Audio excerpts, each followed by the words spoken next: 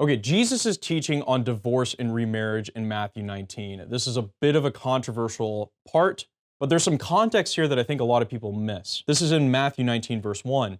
Now, when Jesus had finished these sayings, he went away from Galilee and entered the region of Judea beyond the Jordan.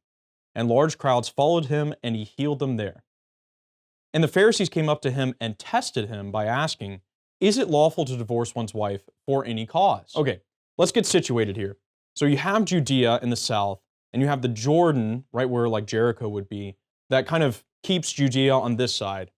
Now, where is Jesus? He's in Judea beyond the Jordan. And if you remember at the time, the historical situation of the Jews at the time, you have the Roman Empire being the empire over the Jews, and you have Herod, who is the king of the Jews, quote unquote. He's not actually a Jew himself, he's an Edomite. Now, Jesus is in the region of Judea beyond the Jordan, and that would have been where Herod's dominion and like really close to where the Herodian palace would have been.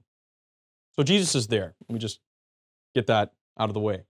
The Pharisees come up to Jesus and test him and say, "Is it lawful to divorce one's wife for any cause?" Now, this is a weird question. If you go back to Deuteronomy 24, we have some prescriptions regarding divorce and remarriage in Israel. In Deuteronomy 24, verse 1, when a man takes a wife and marries her, if then she finds no favor in his eyes, because he has found some indecency in her, and he writes her a bill of divorce, and puts it in her hand and sends her away, and she departs out of his house. And if she goes and becomes another man's wife, and the later husband dislikes her and writes her a bill, then her former husband who sent her away may not take her again to be his wife, for she's been defiled. For that is an abomination before the Lord. Okay, so in Deuteronomy, we have the allowance of divorce and remarriage. And you have to, if a man finds some indecency, then he can write her a certificate of divorce. It'll be legally recognized, and she'll be divorced. But this isn't the question that the Pharisees asked Jesus. They don't ask him, "What do you think about this indecency clause? Like, what does indecency actually mean?" They ask him, "Can you divorce one's wife for any cause?" So why do they say divorce your wife for any cause? Well, it's because of where they are. They're in Judea beyond the Jordan, which is Herod's territory. Now, if you go back to Matthew 14, you get the story of John the Baptist and Herod. So in Matthew 14, verse 3, we hear the unfortunate story of the murder of John the Baptist by Herod. Herod had seized John and bound him and put him in prison for the sake of Herodias, his brother Philip's wife, because John said to him, "It is not lawful for you to have her." And though he wanted to put John to death, he feared the people because they held him to be a prophet.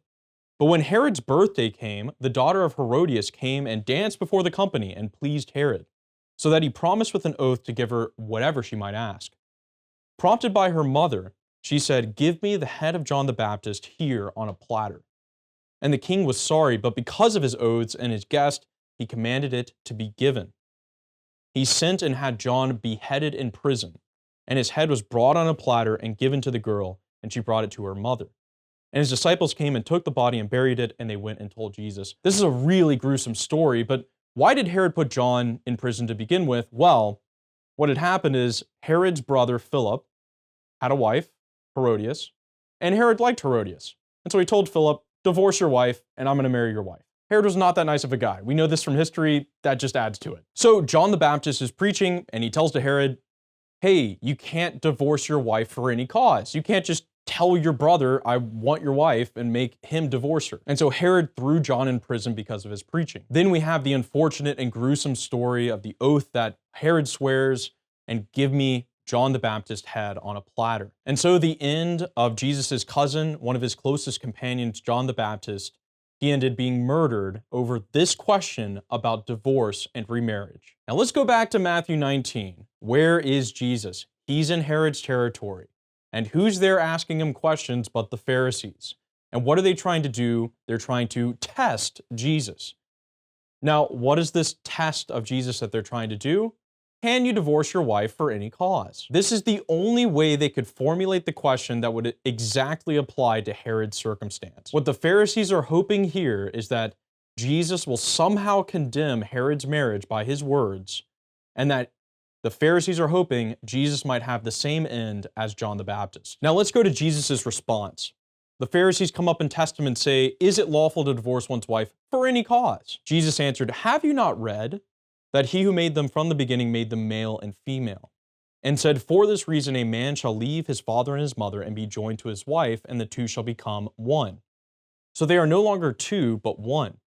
What therefore God has joined together, let no man put asunder. They said to him, why then did Moses command one to give a certificate of divorce and to put her away? Jesus said to them, for your hardness of heart, Moses allowed you to divorce your wives. But from the beginning it was not so. And I say to you, whoever divorces his wife except for unchastity and marries another commits adultery. And he who marries a divorced woman commits adultery. Okay, right off the bat, where does Jesus quote from? Have you not read that in the beginning he made them male and female? Okay, where's this a quotation from? This is Genesis 2 and 3. So in Genesis, we have the creation of man, male and female, therefore he shall leave his father and mother, and the two shall become one flesh. So where does Jesus go regarding this question? He goes to creation. What is the original intention of marriage and the marital covenant? The two shall become one flesh. What Jesus is asserting is a kind of metaphysical primacy to the marriage covenant, that the two, when they swear their oath to each other, are one, and that God recognizes and solidifies that oath and that union of the two, and so they really are inseparable in this life. And the Pharisees understand what Jesus is saying. This is radical stuff, and they say, well, Moses allowed us to divorce. He allowed us to divorce in Deuteronomy 24. What are you saying about this? Then Jesus cuts through it all and says, for your hardness of heart, Moses allowed you to divorce, but it was from the beginning, it was not so. So what is this notion of hardness of heart? So remember, the word Deuteronomy comes from the Greek deuteros nomos, which means second law. So we have the first law being given by Moses at Sinai when he gives the 10 commandments. But what happens when Moses comes down from the mountain? But the Israelites are worshiping the golden calf. So they've effectively apostatized from God right from the outset of the first law. And for the 40 years when they're wandering in the desert, they continue to be unrepentant, to frustrate God's plans, to not work in cooperation with Moses. So now moving from the mountain, they move to the plains, and Moses gives Deuteronomy, the second law, which we find in Deuteronomy, Deuteronomos, second law. And in that second law, he allows for divorce and remarriage, but it's because of their hardness of hearts. So Moses, as a good lawgiver, understood the corruption of his people at the time and allowed for them to have a system of divorce and remarriage for the good of the husband and the good of the wife. But as Christ says, in the beginning, it was not so. And it was because of the sin of man that Moses allowed this for a particular time. But hear the force of Jesus' words. He said, Moses allowed this for you because of your hardness of hearts, but I say to you. Now, this would have been just like, wait a second, you're overdoing Moses? Like you're going over Mosaic law? Yeah, he is. Jesus knows what he's doing here. And therefore we have the giving of the new law regarding divorce and remarriage. Jesus says, I say unto you, whoever divorces his wife, except for unchastity, and marries another, commits adultery. And he who marries a divorced woman commits adultery. Now, there's some interpreters out there that basically say this exception clause that we see in the middle of this statement, I say to you, whoever divorces his wife except for unchastity and marries another commits adultery, means that Jesus is more or less restating what Moses said. That, it used to be if you find some indecency in her, but now it's if you find some unchastity. So let's say you have a situation of adultery or some other difficult situation.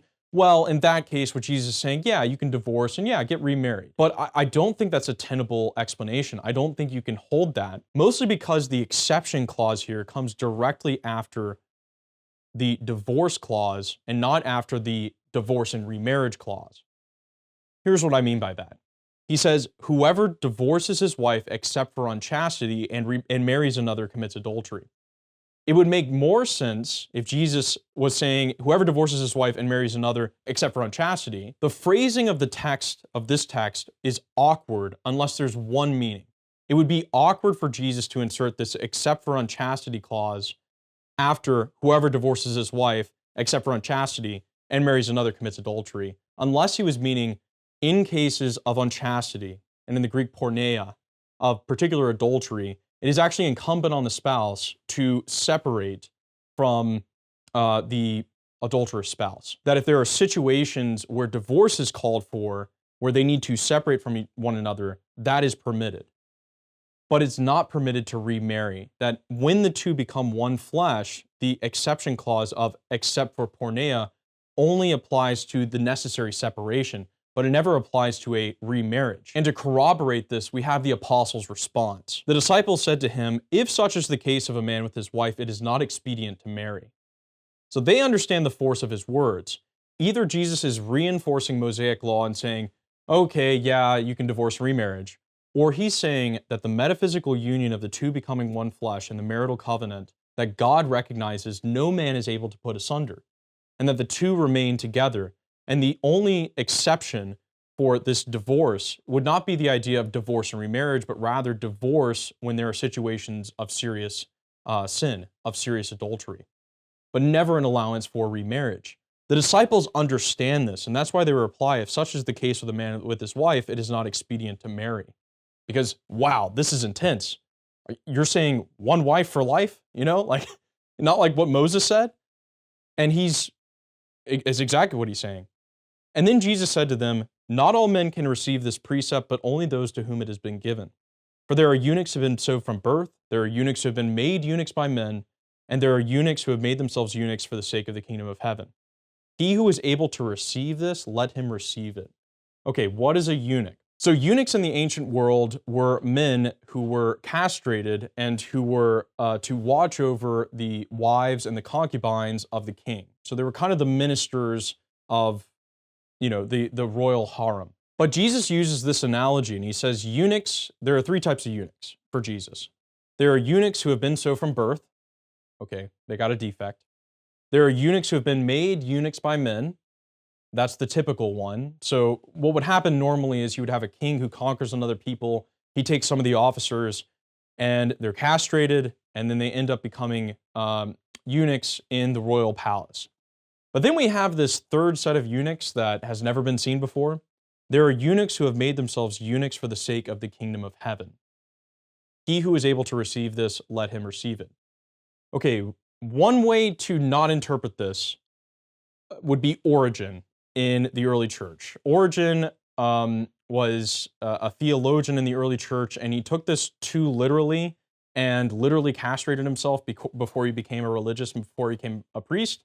That was bad, and that's looked down upon. You're not supposed to do that. But it's the calling of celibacy for the sake of the kingdom, chastity for the sake of the kingdom, that only in the New Testament, in the new age of grace, do we have this now third class of eunuchs, which are eunuchs for the sake of the kingdom of heaven. And Peter and the apostles all left their wives and their homes and followed Christ fully, in a way giving up the good of marriage for the sake of following the kingdom of heaven in a fuller way. So I think this renders untenable the idea that Jesus is merely restating a kind of divorce and remarriage clause in Matthew 19. Really what this is a reaffirmation of the permanency, the seriousness, the holiness of matrimony. What Jesus is saying is that marriage covenant, the two truly become one flesh, that they're no longer two but one. So Jesus is not restating the Mosaic allowance of divorce and remarriage. He's asserting the utter primacy of the metaphysical unity of matrimony, that the two become one flesh, that no man may put it asunder. And also this new class, the eunuchs for the sake of the kingdom, who give up the earthly good of marriage to follow the kingdom of heaven more perfectly. So thanks so much for watching. Please subscribe, give a like on the video, give me a comment down below. I'd love to see your thoughts on this, and I'll see you on the next one.